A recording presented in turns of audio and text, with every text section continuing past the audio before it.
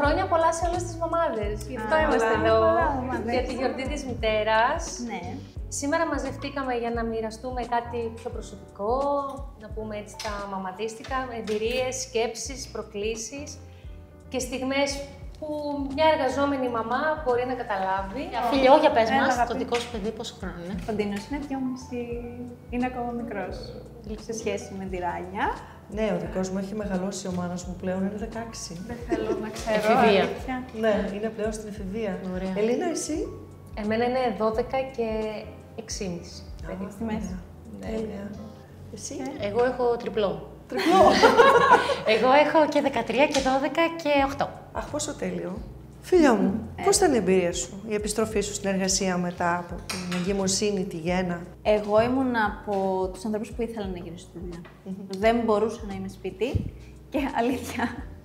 Και η δουλειά ήταν αυτό που με κρατούσε καλά, ρε παιδί μου, ζωντανή, πώς να σου πω. Με το που μπαίνεις ξανά στο γραφείο, αντικρίζεις κάποιους ανθρώπους και θυμάσαι ότι σε ξέρουν κάπως αλλιώς. Δεν έχουν αυτή κάποια προσδοκία από σένα. Εσύ είναι το πώς έχεις συστήσει τον εαυτό σου.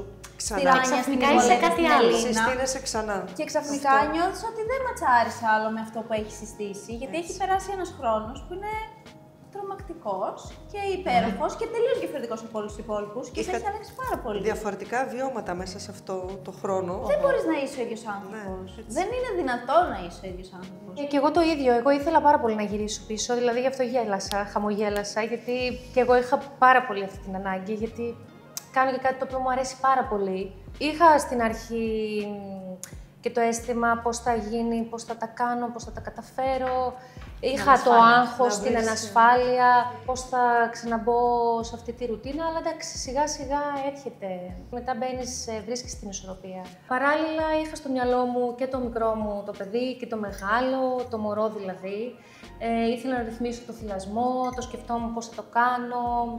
Σηκωνόμουν στις 6 ώρες το πρωί για να το θυλάσω και μετά να φύγω. Άλλος αγώνας. Ναι, και αυτό ήταν ένα δύσκολο κομμάτι. Εκεί που λες, μέχρι τώρα ήμουν μαμά, ξαφνικά να βρεις πάλι τον παλιό σου εαυτό, τον επαγγελματία. Θυμάμαι ότι όταν ήρθε ο καιρός να επιστρέψω, άρχισα σιγά σιγά τους πρώτους μήνες να έρχομαι, για να έρχομαι σε επαφή. Βρέθηκα μπροστά σε μια πολύ ευχάριστη έκπληξη, το λέω και ταράζομαι. Ενώ δεν είχα προλάβει προφανώς με 3 παιδιά να καταλάβω αν θέλω να γυρίσω ή όχι, γιατί αγαπάω πολύ τη δουλειά μου, μεν, αλλά το μικράκι μου από την αρχή όλα ξανά. Όταν επέστρεψα στη δουλειά, μου ανακοινώθηκε ουσιαστικά η προαγωγή μου. Οπότε στο διάστημα που έλειπα πάρθηκε αυτή η απόφαση. Θυμάμαι χαρακτηριστικά όταν μου το ανακοίνωσαν. Δεν μπορώ. Κύκουλα. Μήπως θες ένα χαρτάκι. Ήταν κάτι που όχι μόνο δεν το περίμενα, δεν περνούσα καν από το μυαλό μου, σαν όνειρο. Από τη στιγμή που μου ανακοινώθηκε ότι σε περιμένουμε να γυρίσεις για να στηρίξεις τον πρόεδρο της εταιρείας, που δεν υπάρχει για μένα πιο τιμητικό, τα συναισθήματά μου ήταν ανάμεικτα. Από εκεί που μόλις είχα γεννήσει το μικρό μου και προσπαθούσα να βάλω μια τάξη μέσα στο σπίτι, δεν πίστευα στα αυτιά μου ότι μου εμπιστεύονταν κάτι τόσο πολύ σημαντικό. Δεν πρόλαβα να σκεφτώ τι θα γίνει. Ήθελα απλά να μπω και να χορέψω. Να το δοκιμάσω, να το ζήσω με ό,τι αυτό συνεπάγεται και απλά είπα πάμε και προχώρα, ότι όλα θα γίνουνε.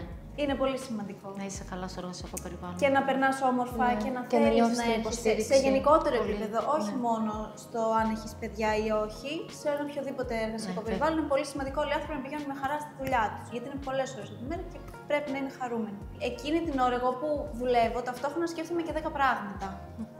Θα ρωτήσω κάτι τη Ράνια, κάτι την Νικολέτα, κάτι την Ελίνα, λίγο κάτι ρε παιδί μου για να. Έτσι αυτό το Ναι. Αυτό το σε καταλαβαίνω. Αυτό. Το ότι δεν να είσαι είσαι μόνη. εντάξει. Ότι δεν είσαι μόνος. Ότι δεν είσαι μόνο. Σπουδαίο. Ναι. Σωστά. Ότι δεν χρειάζονται λόγια, δεν χρειάζονται εξηγήσεις, ότι θα πούμε κάτι πεταχτά στην κουζίνα και θα φύγει. Ναι. Θυμάσαι μια φορά που απλά κοιταχτήκαμε και αρχίσαμε να κλαίμε, γιατί βιώναμε. Ναι. Δακρύσαμε, όχι κλαίγαμε, γιατί βιώναμε διαφορετικές καταστάσεις μεν, δύσκολες όμως για τον καθένα, με τα παιδιά. Και απλά κοιταχτήκαμε, δάκρυσε, κοκκινήσει το ματάκι της, αρχίζω κι εγώ δακρύζω γιατί δάκρυσε η Νικολέτα. Κρυφά λίγο στην κουζίνα. Δεν χρειάστηκε να πούμε κάτι. Είναι μια στιγμή που σπάς, γιατί κατά τα άλλα είσαι άνθρωπος, γιατί μπορείς να νιώθεις πολύ εργαλείο. Αλλά δεν είσαι. Αλλά κάποια στιγμή ναι, θα σπάσεις κιόλας. Και συνήθως αυτό συμβαίνει όταν χαλαρώνεις. Ναι. Όταν δηλαδή έχει περάσει το πρόβλημα, όταν έχει φύγει το σύννεφο και αρχίζει να χαλαρώνεις, εκεί πια νιώθεις ότι θα σπάσεις. Ενώ τι δύναμη σου δίνεται να τα αντιμετωπίσεις όλα. Έτσι. Ναι, αυτό είναι το μόνο σίγουρο. Εγώ αυτό που κατάλαβα μετά τα 3 μου παιδάκια είναι ότι πόσα μπορείς να αντέξεις δεν το ξέρεις. Ναι. Πόσα ακόμα δεν το ξέρεις. Δεν το ξέρω. Είναι σαν να μην έχει όρια αντοχή. Και λες, αυτό το έκανα εγώ. Ναι, ακριβώς. Και λες, κι όμως το έκανα, το κατάφερα. Είναι δύσκολο το να προσαρμοστείς από τον ένα ρόλο στον άλλον. Έτσι. Πηγαίνοντας από το σπίτι σου, είσαι η μανούλα, η γλυκιά που έχεις δύο ματάκια που σε κοιτάνε. Και όταν έρχεσαι στη δουλειά, και μπαίνεις σε ένα ρόλο, πραγματικά. Η αγέροχη, η δυνατή, αυτή που πρέπει να πάρει αποφάσεις και να βάλεις ουσιαστικά ένα stop, σαν να μην υπάρχει κάποιος άλλος, έτσι.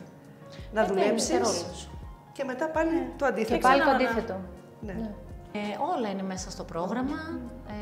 Εγώ αυτό που νιώθω πραγματικά είναι ότι αυτό το 24ωρο θα έπρεπε να έχει άλλες 8 ώρες για να γίνουν όλα. Είτε είναι για να ανταπεξέλθεις σε όλες αυτές τις δυσκολίες που έχουν τα παιδιά και δεν είναι μόνο η υγεία και οι αρρώστιες, είναι η ενέργεια που χρειάζεται να καταβάλεις για να διαχειριστείς τους διαφορετικούς χαρακτήρες που έχει ο καθένας. Για άλλοι δύο, εσύ και ο άντρας σου. Το 8 ώρες να ξεκουραστείς, νομίζω. Όχι για να τα δηλαδή, εγώ νομίζω ότι ο χρόνος είναι που θα με διευκόλυνε πάρα πολύ, δηλαδή αν υπήρχε παραπάνω χρόνος στο 24ωρο για να έρθουν όλα, γιατί τώρα γίνονται μεν, αλλά θα πρέπει να κάνεις έκπτωση σε κάποια πράγματα. Γι' αυτό και ξαναγυρίζω στην τελειομανία που πρέπει λίγο να τη δουλεύω. Πες Ράνια, τι κάνεις για να φροντίσεις τον εαυτό σου? Τι κάνω για να φροντίσω τον εαυτό μου? Προσπαθώ να νιώθω καλά. Πρώτα ψυχολογικά και μετά εμφανισιακά. Ό,τι αυτό μπορεί να είναι. Μου αρέσει που μου λένε καλή ξεκούραση. Λέω, όχι, τώρα ξεκινάει η το λένε αυτό, καλή ξεκούραση. Λέω, τι είναι αυτό έτσι? Ποια ξεκούραση, τι λέει τώρα αυτό? Θα πάω να βάλω 2 πλυντήρια. Τι λες?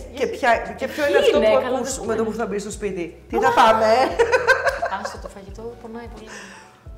Το παιδί είναι καλά όταν οι γονείς του είναι καλά. Βασιζόμενοι σε αυτή τη σκέψη και σε αυτό το συναίσθημα, σίγουρα θα κάνει πράγματα που θα την κάνουν χαρούμενη και ως εκ τούτου θα είναι και τα παιδιά της χαρούμενα. Έτσι. Χαρούμενοι γονείς, χαρούμενα παιδιά. Ευχαριστώ πολύ. Χρόνια πολλά σε όλες τις μαμάδες. Ευχαριστούμε. Ευχαριστούμε πολύ. Προκαταβολικά. Ευχαριστούμε. Γιατί οι μαμάδες μπορούν να είναι υπέροχες ακόμα και αν δουλεύουν. Έτσι. Χρόνια πολλά μαμάδες. Χρόνια πολλά μαμάδες. Χρόνια πολλά μαμά. Χρόνια μας πολλά. Χρόνια μας πολλά.